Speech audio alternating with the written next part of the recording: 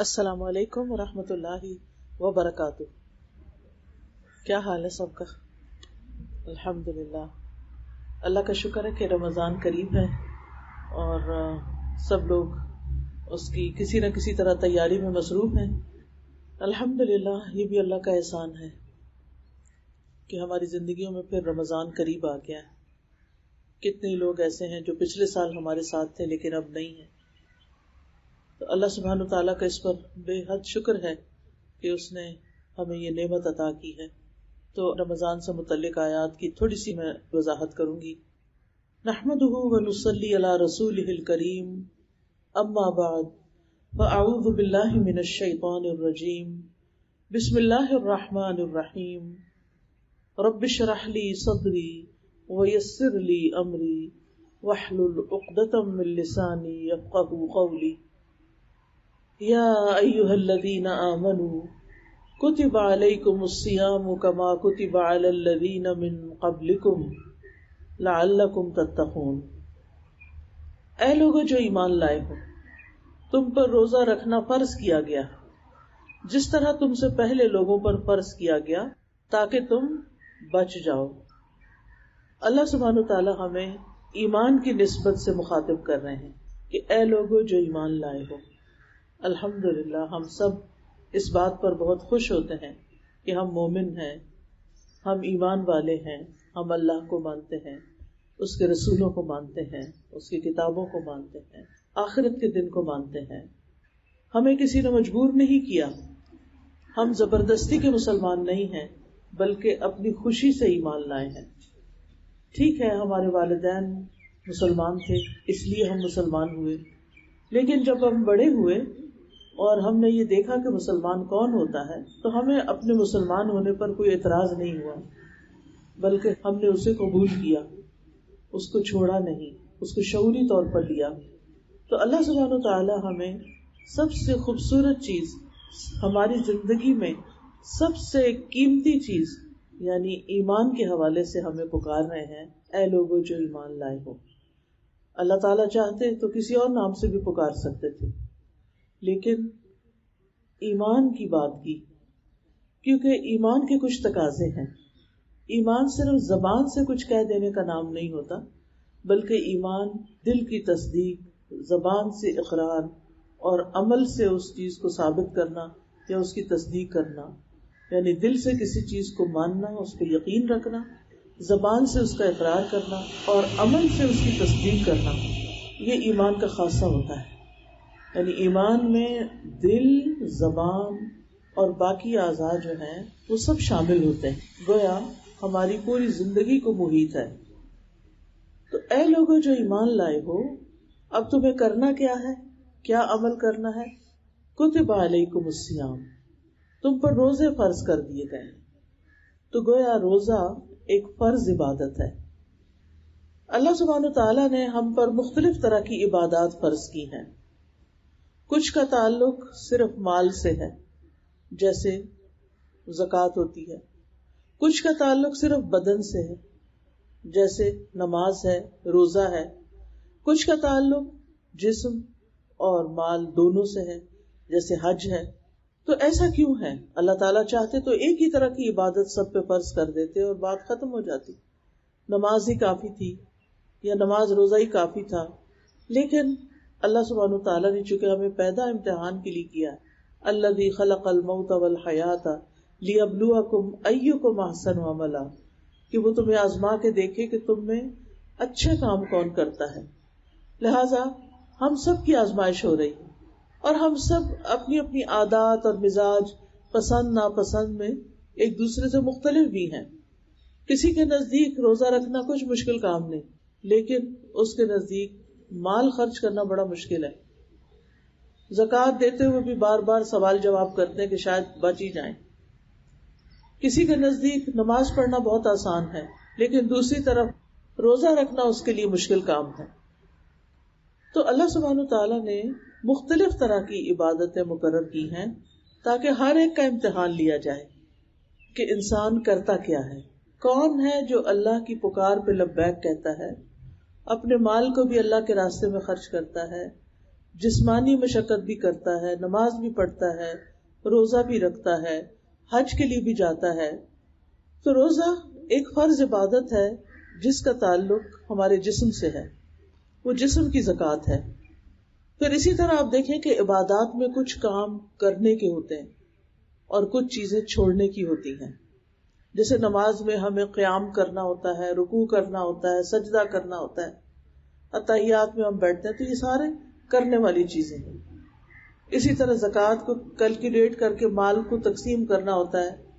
پھر اسی طرح حج میں بھی کئی مناسک ہیں، طواف کرنا ہوتا ہے، سعی کرنی ہوتی ہے اور رمی کرنی ہوتی ہے. لیکن روزہ ایک ایسی عبادت ہے جس میں کرنے کی بجائے کچھ چیزوں کو چھوڑنے کا حکم دیا گیا ہے، کیونکہ دین مکمل ہی اس وقت ہوتا ہے جب اللہ تعالیٰ کی اطاعت کے کام کیے بھی جائیں اور جن چیزوں سے اللہ تعالیٰ نے روکا ہے ان سے رکا بھی جائے، تب عبادت مکمل ہوتی ہے. کیونکہ اگر کوئی شخص صرف کرنے کے کام کر رہا ہے اور جن چیزوں سے اللہ تعالیٰ نے منع کیا ہے ان سے منع نہیں ہو رہا، تو وہ اللہ تعالیٰ کا فرما بردار بندہ نہیں ہے. آدھے آدھے کام کرنا درست نہیں ہے. اللہ تعالیٰ فرماتے ہیں یا ایھا الذین آمنوا ادخلوا فی السلم کافہ، اے لوگو جو ایمان لائے ہو دین میں پورے کے پورے داخل ہو جاؤ.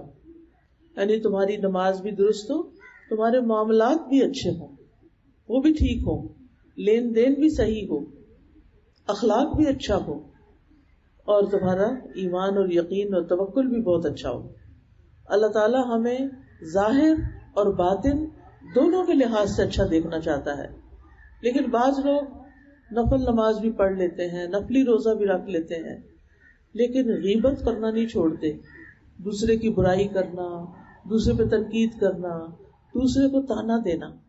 بعض لوگوں کو تو میں نے نوٹ کیا ہے کہ وہ کسی سے بھی بات کرتے ہوئے تانا دیے بغیر نہیں چپتے، یعنی دوسرے کو برائی فیل کروا کے نکلیں گے.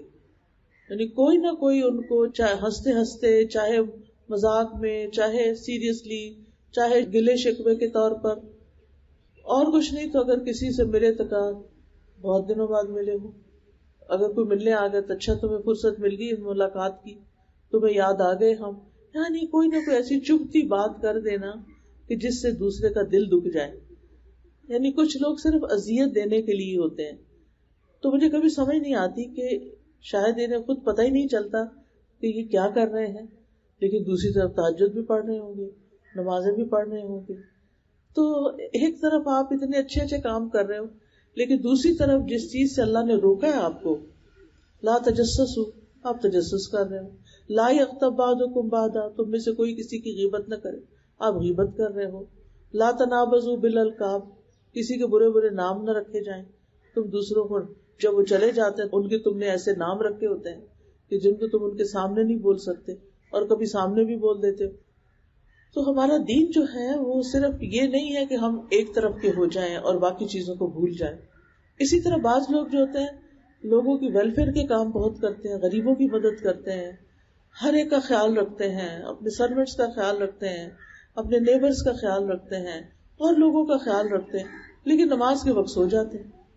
کئی لوگوں کے بارے میں یہ سننے میں آتا ہے آپ سوچ نہیں سکتے کہ فلاں شخص کتنا اچھا ہے، وہ کتنی نرم طبیعت کا ہے، کتنا فرینڈلی ہے، کتنا فل آف لائف ہے، ساری تعریفیں، لیکن بس پتہ نہیں کیا ہے اس کو نماز نہیں پڑھتا. اب یہ بھی ٹھیک نہیں ہے کہ آپ لوگوں کے ساتھ تو وہ ہنس ہنس کے باتیں کر رہے ہیں، لوگوں کا تو آپ دل خوش کر رہے ہیں، اور اللہ تعالیٰ جس نے آپ کو پیدا کیا اور جس نے آپ کو سب کچھ دیا اس کو آپ ناراض کر رہے ہیں. اسی طرح کچھ لوگ صدقہ خیرات بہت کرتے ہیں لیکن دوسری طرف رشوت بھی لیتے ہیں، سود کھاتے ہیں، حرام مال کھاتے ہیں، لوگوں کو ملاوٹ والی چیزیں دیتے ہیں، جو کانٹریکٹ کرتے ہیں یا جو کام لیتے ہیں اس کو وقت پہ پورا نہیں کرتے. آپ دیکھیں کہ کتنی ہی عمارتیں ایسی ہیں کہ جو ایک سال بنتی ہیں اور اگلے سال ایسا لگتا ہے جس سے پتہ نہیں کتنی پرانی عمارتیں، کیونکہ مٹیریل ٹھیک نہیں لگاتے تاکہ زیادہ سے زیادہ اس سے فائدہ اٹھا سکے. تو یہ ساری چیزیں جو ہیں یہ اس بات کی علامت ہے کہ ہمارے دل میں اللہ کا ڈر نہیں ہے.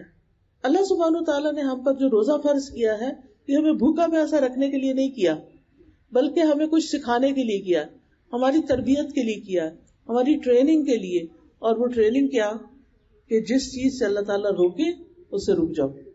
اب روزے میں ہم حلال کھانے سے رکتے ہیں، تو جس کو 30 دن تک حلال کھانے سے سرٹن پیریڈ آف ٹائم میں منع کیا گیا ہے، کیا اس کو اب عادت ہونی جانی چاہیے کہ وہ اللہ ہی کے حکم سے اگر اس نے حلال چھوڑا ہے تو اب وہ حرام کھانا بھی چھوڑ دے؟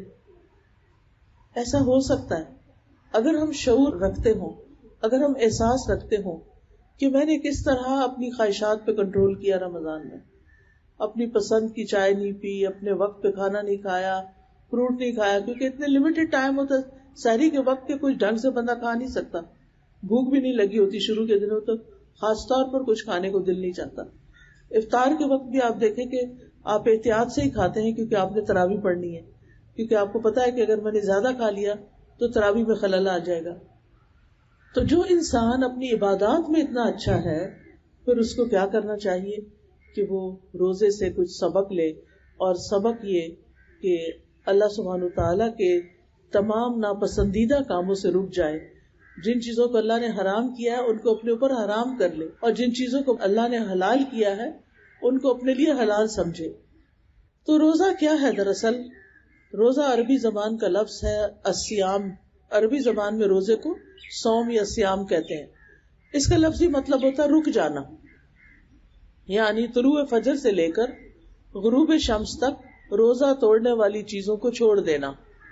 اور اس میں آپ کو معلوم ہے کہ دو بڑی چیزیں، ایک کھانا پینا اور دوسرے سیکس، ان دو چیزوں کو نہیں کیا جا سکتا چاہے حلال ہی کیوں نہ ہو. یعنی اس ٹائم کے اندر یہ دونوں چیزیں ممنوع ہیں، اور روزہ رکھنے والا اس کی پوری پوری پابندی کرتا ہے. روزے جو ہیں یہ فرض عبادت ہے، اور فرض ایسے ہی ہے جیسے نماز فرض ہے، جیسے زکوٰۃ فرض ہے مالدار پر، تو اسی طرح روزہ ہر صحت مند انسان پر فرض ہے. ہاں، جس طرح انسان کو باقی چیزوں میں رخصت ہوتی ہے تو روزے کے معاملے میں رخصت یہ ہے کہ انسان اگر بیمار ہے یا سفر پر ہے تو رمضان میں روزہ چھوڑ دے اور رمضان کے بعد دوبارہ اس کی قضا دے. اسی طرح جن خواتین کو پیریڈز آ جاتے ہیں ان خواتین کو رمضان میں روزہ رکھنے کی اجازت نہیں ہوتی اتنے دن جتنے دن وہ ناپاک ہیں. پھر پاک ہو کر وہ روزہ رکھیں، اور جتنے دن مثلاً 5 ہیں، 6 ہیں، 7 ہیں، وہ باقی دنوں میں روزے پورے کریں. بہت دفعہ خواتین میں یہ دیکھنے میں آیا ہے کہ وہ پیریڈز کے روزے بعد میں پورے نہیں کرتی، جو کہ ایک فرض ان کے ذمہ باقی رہ جاتا ہے. اور ایک روزہ جان بوجھ کے چھوڑ دینا، اس کو پورا نہ کرنا، ایسا ہی ہے کہ جیسے اگر ساری زندگی بھی کوئی روزے رکھے تو وہ رمضان کے روزے کے ثواب کو نہیں پہنچ سکتا. روزہ اسلام کی بنیاد ہے. رسول اللہ صلی اللہ علیہ وسلم نے فرمایا اسلام کی بنیاد 5 چیزوں پر ہے: گواہی دینا کہ اللہ کے سوا کوئی معبود نہیں اور یقیناً محمد صلی اللہ علیہ وسلم اللہ کے رسول ہیں، نماز قائم کرنا، زکوٰۃ ادا کرنا، بیت اللہ کا حج کرنا، اور رمضان کے روزے رکھنا. روزے پچھلی امتوں پر بھی فرض تھے، یعنی صرف مسلمانوں کے لیے نہیں بلکہ روزے یہود و نصارہ کے لیے بھی تھے. لیکن ضروری نہیں کہ وہ وقت اور مدت کے لحاظ سے ہماری ہی طرح کے ہوں. حضرت یحییٰ علیہ السلام کے بارے میں حدیث میں آتا ہے کہ انہوں نے بنی اسرائیل کو جمع کیا اور خود پھر ایک ٹیلے میں بیٹھ گئے، اور اللہ تعالیٰ کی حمد و ثنا بیان کرنے کے بعد فرمایا کہ اللہ نے مجھے 5 باتوں کے بارے میں حکم دیا ہے کہ میں خود بھی ان پر عمل کروں اور تمہیں بھی ان پر عمل کرنے کا حکم دوں. اور ان میں سے سب سے پہلی چیز یہی ہے کہ تم صرف اللہ کی عبادت کرو. اسی چیز کا ہمیں بھی حکم دیا گیا، اور اس کے ساتھ کسی کو شریک نہ ٹھہراؤ. میں تمہیں نماز کا حکم دیتا ہوں، میں تمہیں روزوں کا حکم دیتا ہوں. یعنی جو تعلیم ہمیں ملی ہے آلموسٹ ویسی ہی تعلیم ان کے ہاں بھی تھی. اور میں تمہیں روزوں کا حکم دیتا ہوں کیونکہ اس کی مثال اس شخص کی ہے جو بھری محفل میں مشک کی ایک شیشی لے کر آئے اور سب کو اس کی مشک کا مہک کا احساس ہو، اور اللہ کے نزدیک روزہ دار کے منہ کی بو مشک کی مہک سے بھی زیادہ عمدہ ہوتی ہے. پھر انہوں نے کہا کہ میں تمہیں صدقہ کرنے کا حکم دیتا ہوں، اور صدقے سے مراد یہاں زکوٰۃ ہی ہوگی. اور میں تمہیں کثرت کے ساتھ اللہ عز و جل کا ذکر کرنے کا حکم دیتا ہوں. تو اس سے یہ پتہ چلتا ہے کہ یہ 5 چیزیں جو ہیں یہ ہر دین کے اندر یا ہر قوم کے اندر رہی ہیں، اس لیے ان کی پابندی کرنی چاہیے. روزے کو اسلام کا تیسرا حصہ بھی کہا گیا، 2 حصے نماز اور زکوٰۃ ہے، اور تیسرا جو ہے وہ روزہ ہے۔ رسول اللہ صلی اللہ علیہ وسلم سے سوال کیا گیا کون سا عمل سب سے افضل ہے؟ آپ نے فرمایا اپنے اوپر روزے کو لازم کر لو، کیونکہ روزے جیسا کوئی عمل نہیں، یعنی بہترین عبادت ہے۔ پھر اسی طرح روزے کو آگ سے ڈھال بتایا گیا کہ جس طرح دشمن کے وار سے ڈھال محفوظ رکھتی ہے، ایسے ہی روزہ انسان کو دنیا میں گناہوں سے محفوظ رکھتا ہے، شیطان کے وار سے محفوظ رکھتا ہے، اور آخرت میں عذاب سے محفوظ کر دے گا۔ رسول اللہ صلی اللہ علیہ وسلم نے ایک اور موقع پر یہ بھی فرمایا کیا میں تمہیں خیر کے دروازے نہ بتاؤں؟ روزہ ڈھال ہے اور صدقہ گناہوں کو بجھا دیتا ہے، یعنی انسان جب صدقہ خیرات کرتا رہتا ہے تو اس کے گناہ معاف ہوتے رہتے ہیں۔ پھر یہ کہ روزہ جو ہے وہ رکھتے ہوئے 2 چیزیں ہونی چاہیے، ایک ایمان اور ایک ثواب کی نیت، یعنی روزہ رکھتے ہوئے ثواب کی نیت کرنی چاہیے، یہ بہت اہم ہے۔ کیونکہ بعض اوقات ہم صرف ایک ڈیوٹی پوری کرنے کے لیے کہ اب رمضان آ گیا تو روزے رکھنے تو روزے رکھ لو، ٹھیک ہے روزے رکھ لیں آپ، لیکن نیت کا ہونا اس کے اجر و ثواب کو بہت بڑھا دیتا ہے۔ جو شخص ایمان نہیں رکھتا اس کے روزے کا اس کو کوئی ثواب نہیں۔ الحمدللہ ہم ایمان کے ساتھ رکھتے ہیں، لیکن دوسری طرف اس کے ثواب کا بھی پورا یقین ہونا چاہیے کہ اگر میں اللہ تعالیٰ کے لیے روزہ رکھوں گی تو میرے گناہ معاف ہو جائیں گے۔ نبی صلی اللہ علیہ وسلم نے فرمایا من صام رمضان ایمانا واحتسابا غفر له ما تقدم من ذنبه، جس نے رمضان کے روزے ایمان اور ثواب کی نیت سے رکھے اس کے پچھلے گناہ معاف ہو جائیں گے۔ اور یہ اللہ تعالیٰ کا بہت بڑا فضل ہے ہم سب پر کہ جس نے ہمیں بتا دیا کہ کس کام سے تمہارے گناہ معاف ہوتے ہیں۔ پھر اسی طرح یہ ہے کہ روزہ ان نیکیوں میں سے ہے جس کا بدلہ اللہ تعالیٰ خود دیں گے۔ اللہ سبحانہ وتعالیٰ ایک حدیث قدسی میں فرماتے ہیں کہ ابن آدم کا ہر نیک عمل خود اسی کے لیے ہے، مگر روزہ خاص میرے لیے ہے اور میں خود ہی اس کا بدلہ دوں گا۔ اس ذات کی قسم جس کے ہاتھ میں محمد صلی اللہ علیہ وسلم کی جان ہے، روزہ دار کے منہ کی بو اللہ کے نزدیک مشک کی خوشبو سے بھی زیادہ بہتر ہے۔ روزے دار کے لیے 2 خوشیاں ہیں جن سے وہ خوش ہوتا ہے، ایک تو جب وہ افطار کرتا ہے تو خوش ہوتا ہے، اور دوسرے جب وہ اپنے رب سے ملاقات کرے گا، یعنی قیامت کے دن ہر ایک کو اللہ سبحانہ تعالیٰ سے ملنا ہے تو وہ اپنے روزے کا ثواب پا کر خوش ہوگا، یعنی اللہ تعالیٰ اس سے خوش ہوں گے تو وہ اللہ تعالیٰ سے خوش ہو جائے گا۔ اسی طرح ایک حدیث کا مطلب ہے کہ بے شک اللہ تعالیٰ بندے کو روزے کے علاوہ بھی جو اس کے اعمال ہیں ان کا بدلہ دیتا ہے۔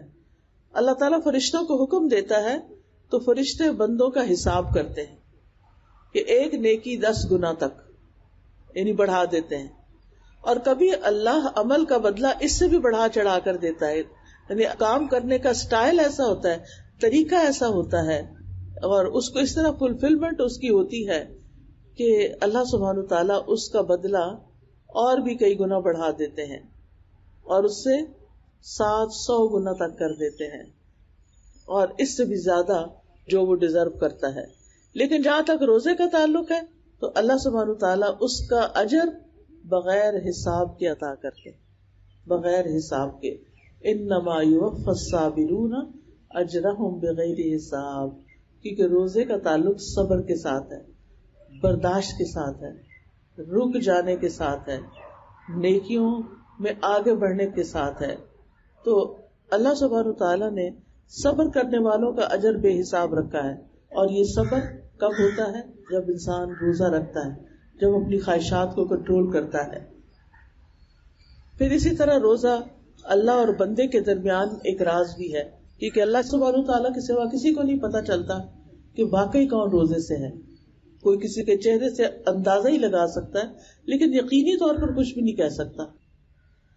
پھر اسی طرح یہ ہے کہ اگر کوئی روزے کی حالت میں فوت ہو جائے تو اس کے لیے جنت ہے، یعنی جو روزہ رکھ کے فوت ہو گیا اس کا اختتام جنت میں ہوگا، وہ جنت میں داخل ہوگا۔ اسی طرح قبر میں بھی روزہ انسان کو پروٹیکٹ کرتا ہے۔ قیامت کے دن سفارشی بن کے آئے گا اور اللہ تعالیٰ سے فریاد کرے گا کہ روزے کے معاملے میں میری شفاعت قبول کر لی جائے، کیونکہ روزہ کچھ لوگوں کے لیے واقعی بہت مشکل عبادت بھی ہوتی ہے، اور اللہ سبحانہ وتعالیٰ اس کی سفارش قبول کر لیں گے. پھر اسی طرح یہ جنت میں لے جانے والا کام ہے، اور روزے دار کے لیے ایک مخصوص دروازہ بھی ہوگا جسے باب الریان کہا جاتا ہے. یہ جہنم کی آگ سے 70 برس دور کرنے والی چیز ہے. یعنی روزہ اتنی بہترین چیز ہے کہ جو بھی بندہ اللہ کے راستے میں ایک دن کا روزہ رکھتا ہے، اللہ تعالیٰ اس دن کی وجہ سے اس کے چہرے کو 70 سال کی مسافت تک آگ سے دور کر دے گا. یعنی اتنا زیادہ اس کا اجر و ثواب ہے.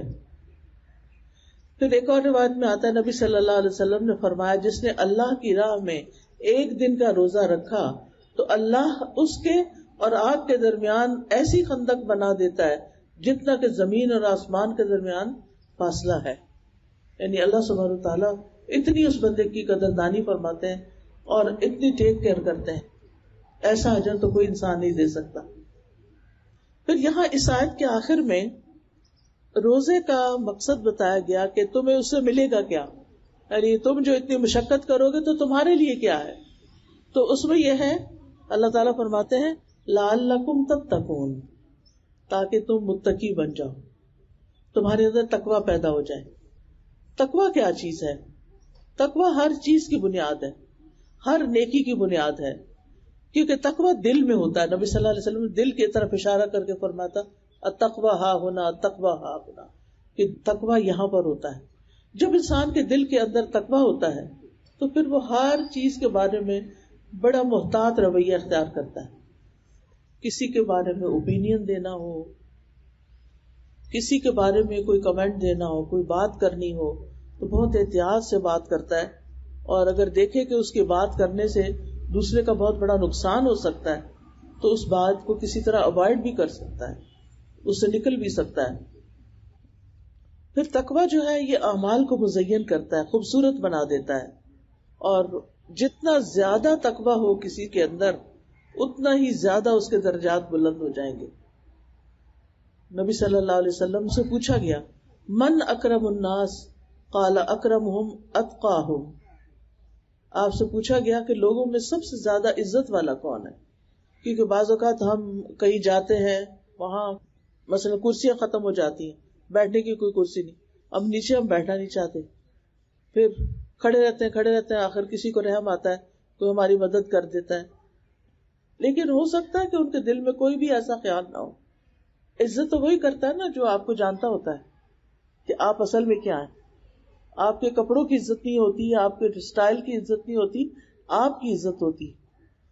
تو پوچھا گیا من اکرم الناس، لوگوں میں سے سب سے زیادہ عزت والا کون ہے؟ قال اکرمہم اتقاہم، فرمایا ان میں سب سے زیادہ عزت والا وہ ہے جو ان میں سب سے زیادہ تقوی رکھتا ہو. تو اس سے ہی پتہ چلتا ہے کہ تقوی ہماری زندگی میں بہت ہی امپورٹنٹ چیز ہے. تقوی کا مطلب ہوتا ہے بچنا. روزہ رکھ کے تقوی کیسے پیدا ہوتا ہے؟ اس کے بارے میں یہ آتا ہے کہ روزے میں انسان اپنی من پسند چیزوں کو چھوڑ دیتا ہے تاکہ مجھے اللہ تعالیٰ سے ثواب ملے، اللہ تعالیٰ مجھ سے راضی ہو جائے. تو جب یہی چیز انسان بار بار پریکٹس کرتا رہتا ہے تو پھر ایک وقت آتا ہے کہ انسان ہر اس چیز کو چھوڑنے لگتا ہے جو اللہ تعالیٰ کی ناراضگی کا سبب بنتی ہے. تو تقوی بچنے کا نام ہے. جو دنیا میں گناہوں سے بچ جائے گا وہ آخرت میں اللہ کے عذاب سے بچ جائے گا. تو روزہ رکھنے سے انسان کے اندر ایک اسٹرینتھ پیدا ہوتی ہے، ایک قوت آتی ہے، ایمان کی قوت بڑھ جاتی ہے، کیونکہ ایمان عمل کرنے سے زیادہ ہوتا ہے، گناہ کرنے سے گھٹ جاتا ہے. جب انسان گناہ کے کام کرتا ہے تو ایمان کمزور ہو جاتا ہے. جب کمزور ایمان ہوتا ہے تو عمل کرنے کو دل نہیں چاہتا. لیکن اگر انسان اپنے نفس پہ قابو کر کے عمل کر جاتا ہے تو پھر کیا ہوتا ہے؟ انسان کا ایمان اور بڑھ جاتا ہے، اور اس طرح انسان تقوی حاصل کر لیتا ہے. اور تقوی جب حاصل ہو جاتا ہے تو انسان کو ہر وقت اللہ کی نگرانی کا احساس ہوتا ہے کہ میرا رب مجھے دیکھ رہا ہے، میرے رب کو سب کچھ پتا ہے. اور جب یہ احساس پیدا ہوتا ہے تو پھر روزے کی حالت میں گناہ کم ہوتے ہیں، یعنی انسان گناہوں سے بچتا ہے، نیکیوں کا غلبہ ہوتا ہے. تو روزے کی حالت میں انسان کے اندر شکر کا جذبہ بھی پیدا ہوتا ہے، اور شکر کس طرح کہ جب سارے دن کی پیاس سے شام کے وقت پانی پیتے ہیں تو ہمارے دل کے اندر ایک شکر آ جاتا ہے کہ الحمدللہ کہ اللہ نے ہمیں پانی جیسی نعمت دے رکھی. ورنہ روز پانی پیتے رہتے ہیں تو یاد کر کے الحمدللہ کہنا پڑتا ہے, کیونکہ آسانی سے اور آرام سے انسان پیتا چلا جاتا ہے. پھر اسی طرح یہ ہے کہ روزے کی حالت میں انسان کو اپنے نفس کو کنٹرول کرنا بھی آسان ہو جاتا ہے اور شیطان کی طاقت بھی کمزور ہوتی ہے. حدیث میں آتا ہے کہ شیطان انسان کے جسم میں بلڈ کی طرح گھومتا پھرتا ہے, تو جب انسان پانی نہیں پیتا تو سرکولیشن بھی سلو ہو جاتی ہے اور پھر شیطان کی ایکٹیویٹی بھی ختم ہو جاتی ہے. اور ویسے بھی رمضان میں تو شیطان ویسے ہی بند کر دیا جاتا ہے. روزے سے جسمانی صحت بھی اچھی ہو جاتی ہے اور اسی طرح روزے سے فقراء اور مساکین کی بھوک کا احساس بھی پیدا ہوتا ہے کہ اور لوگ بھی غریب ہیں, ان کو کھانے کو نہیں ملتا, ہم اپنی نعمتیں ان کے ساتھ شیئر کریں. پھر یہ ہے کہ شیطان کی گندگی یعنی کینہ بھی دور ہوتا ہے. یعنی روزے سے صرف جسمانی بیماریاں ہی دور نہیں ہوتی, روزے سے روحانی بیماریاں بھی دور ہوتی ہیں. انسان کے دل کے اندر ایک سکون بھی آتا ہے, انسان کو غور و فکر کا موقع ملتا ہے. اور ویسے بھی آپ دیکھیں کہ انسان اچھی طرح ڈیٹاکس ہو جاتا ہے, یعنی فزیکلی بھی. جب انسان کے معدے کو, انٹسٹائن کو دن کے 10-12 گھنٹے فرصت مل جاتی, کچھ کھانے کو نہیں ملتا, تو ان کی اوور آلنگ بھی ہو جاتی ہے. پھر یہ ہے کہ چند تھوڑے سے دن ہوتے ہیں, سال کے 11 مہینے چھٹی ہے اور 1 مہینے کی پابندی ہے, صرف 1 مہینے کی. تو ایام معدودات, اور اس میں بھی جو بیمار ہو یا سفر پر ہو تو اس کو حکم ہے کہ وہ دوسرے دنوں سے گنتی کو پوری کرے. اس لیے کہا جاتا ہے کہ کم شدت والی بیماری میں روزہ نہیں چھوڑنا چاہیے. اور اسی طرح ایسا سفر کہ جو یہاں سے راولپنڈی تک کا ہو یا گجر خان تک کا ہو یا تھوڑا بہت دور ہو تو اس میں بھی روزہ نہیں چھوڑنا چاہیے.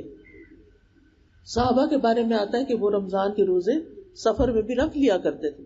یعنی جو رکھ سکتا ہے وہ رکھ لے, اور جس کے لیے سفر مشکل ہو تو پھر چھوڑ بھی سکتا ہے. لیکن یہ ہے کہ پھر روزوں کی قضا بڑی بھاری ہو جاتی ہے, کیونکہ جب سب مل کے روزہ رکھتے ہیں تو آسانی ہوتی ہے. پھر اسی طرح وہ لوگ جو بوڑھے ہو چکے ہوں اور دوبارہ روزہ نہ رکھ سکتے ہوں, اور اسی طرح دودھ پلانے والی عورتیں, تو یہ لوگ فدیہ بھی دے سکتے ہیں. دودھ پلانے والی عورت کے بارے میں تو یہ ہے کہ وہ بعد میں روزے پورے کر لے, پہلے فدیہ دے دے بس. لیکن یہ ہے کہ جو عمر رسیدہ لوگ ہیں, جن کی صحت کی کوئی توقع نہیں, قضا وہ رکھ نہیں سکتے, بس وہ پھر فدیہ دے کر اپنے روزے کا کفارہ کر دیں. اور روزے کا فدیہ کیا ہے؟ 1 مسکین کا کھانا جو آپ خود کھاتے ہیں. یعنی شام کو آپ نے پکایا ڈنر, تو اس میں سے 1 پلیٹ جو ڈنر ہے جتنی آپ خود کھاتے ہیں وہ کسی غریب مسکین کو بھی کھلا سکتے ہیں. اور اس کے لیے وقت مقرر نہیں, ضروری نہیں کہ آپ رات کا کھانا ہی دیں, دوپہر کا دیں, ناشتہ دیں, جو بھی دیں جو آپ خود کھاتے ہوں. پھر ایک خاص بات جو ان آیات میں کی گئی وہ ہے شہر رمضان الذی انزل فیہ القرآن. رمضان وہ مہینہ ہے جس میں قرآن نازل کیا گیا ہے. ھدی للناس وبینات من الھدی والفرقان, یہ لوگوں کے لیے ہدایت کا باعث ہے اور ہدایت اور حق و باطل میں فرق کرنے کی نشانیاں ہیں اس مہینے میں. تو ہمیں رمضان میں قرآن جیسی نعمت پر شکر ادا کرنا چاہیے. وَلَعَلَّكُمْ تَشْكُرُونَ, یعنی اللہ تعالیٰ نے اس مہینے میں روزوں کا حکم دیا تاکہ قرآن جیسی نعمت کا شکر ادا کریں جو انسانوں کی ہدایت کے لیے آئی ہے. یہ ایسی نعمت ہے جس کے برابر کوئی نعمت نہیں.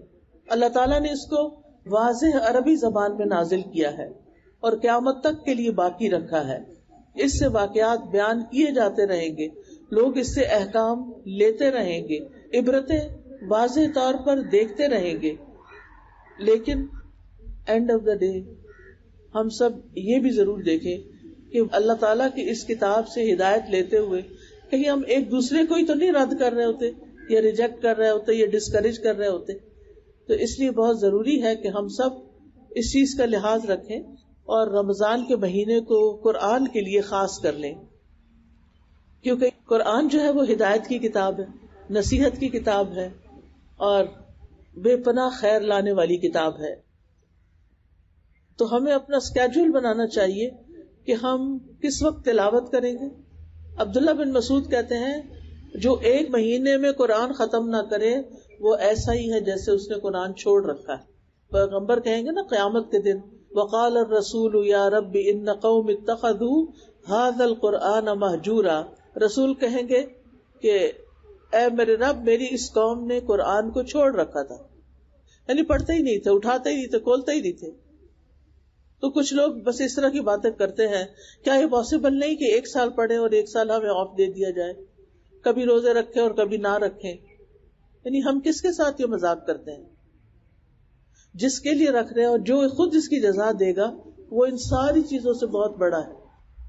پھر آپ دیکھیے کہ رمضان کے مہینے میں قرآن پڑھنے سے جو انسان کا دل نرم ہوتا ہے تو صدقہ خیرات کرنے کو بھی دل چاہتا ہے.